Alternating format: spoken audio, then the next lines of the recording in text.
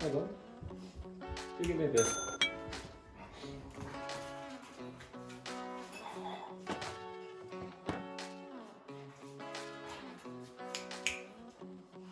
Good boy.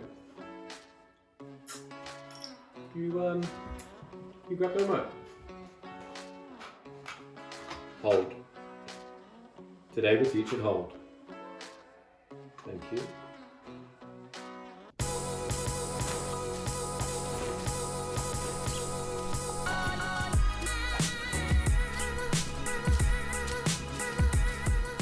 Hello and welcome, thank you for joining me today. If you are new here, go and smash that subscribe button right now. And while you are there, jump into the comments below and let me know why you're teaching this trick. What are you trying to get your dog to hold? Are you being as lazy as me and trying to get your dog to hold a beer or a remote or something? Or do you have something completely different? Let me know in the comments below and we'll jump straight into the video.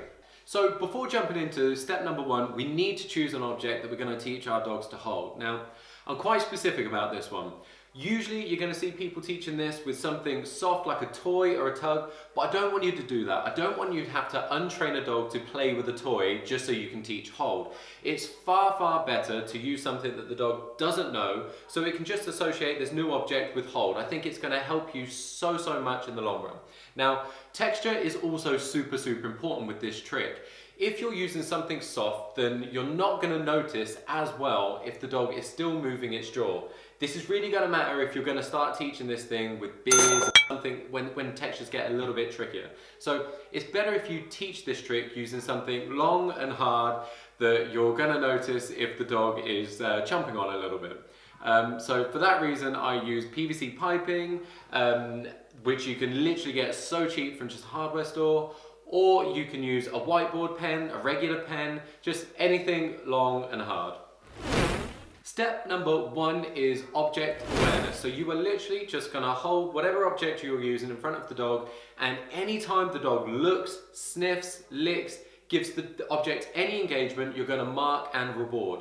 And you are gonna repeat this step until you can hold the object and your dog is actively choosing to show interest or awareness into this object. So if he is repeatedly trying to sniff or lick this object, then you are ready to move on to step number two. Quick tip is don't ask for too much. Break this down into tiny steps. Any engagement, even if it's just a look, mark and reward. Don't ask for too much too soon.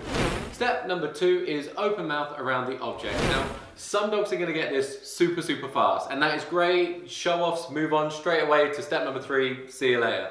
But some people are gonna find this, I hope you're not teaching this with people, some dogs are gonna find this a little bit more tricky. Some dogs might start offering different behaviors like paw, things that they already know, like lie down. If your dog is doing that, don't be afraid to just go straight back to step number one and just increase that awareness around the object.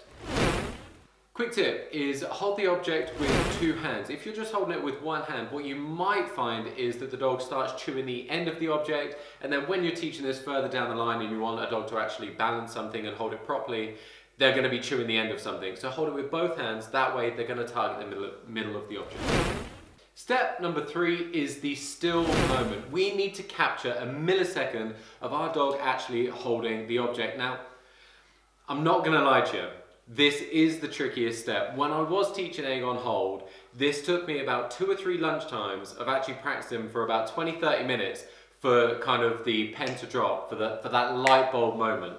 So be patient, be consistent, but I did also pick up some tips for this step that I think are gonna help you.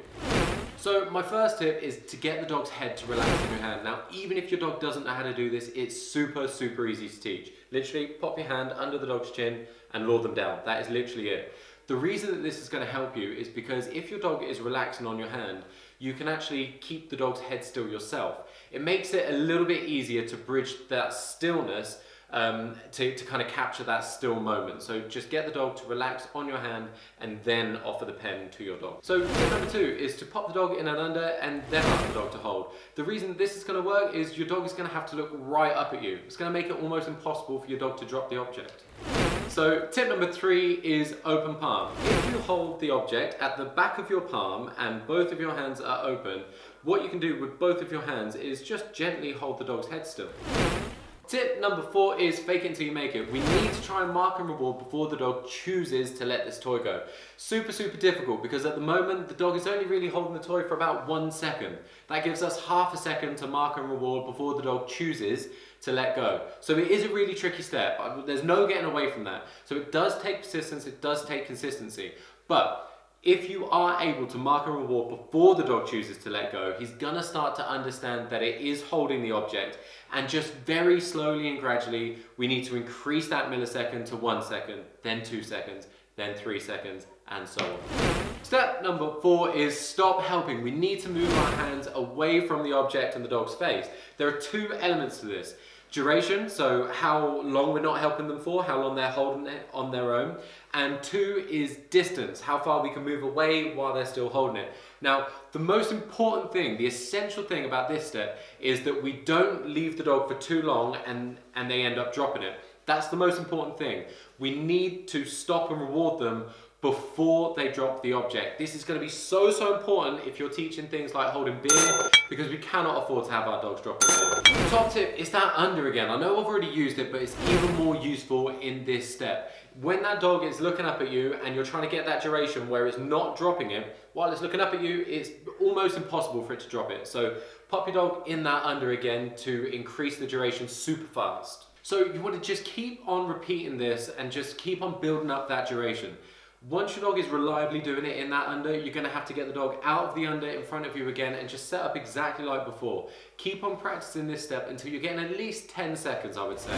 Step number 5 is to generalize. Eventually, we want to bolt this hold onto things like our dogs getting us beers, the remote, shoes, even like going to get their lead. You could even bolt hold onto a sit pretty and get some incredible photos for Instagram. But to be able to do that, you have to generalize hold with all different types of objects that you might use in the future. So use different textures, use different sizes, different weights, and just repeat with lots of different objects in the same way that you taught with this first object. Try it with lots of different things until your dog has generalized hold with anything that you might want to use. So I had one problem with this trick, and it was all my own fault, and I don't want you guys to make the same mistake. I didn't teach Aegon to out the object, meaning he was letting go of the object sometimes before I was actually ready to hold it. So what you want to do instead is teach the dog to hold as your hands approach the dog's face. Super easy to do. You will literally just say hold, hold, hold until your hands are super close, and then when you're ready to take the object, you would just say out. The key here is just to communicate to the dog that they don't drop it, they don't out until you actually say the word out. So that is how you teach your dog to hold. I really hope you enjoyed that video. Hit subscribe right now because the second half of this video is going to be teaching our dogs how to go and get things. And I don't know if I've mentioned it at all today, not even once, but we can even teach our dogs to get beers out of the fridge. You don't want to miss that video. Subscribe right now, like, comment, do all of that good stuff that helps me build this community, and I will see you in the next video. Thanks for watching.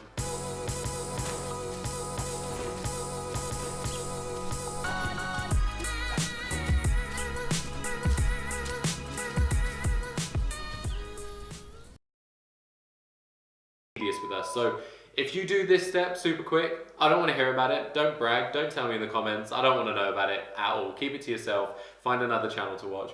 But I have picked some fucking... oh.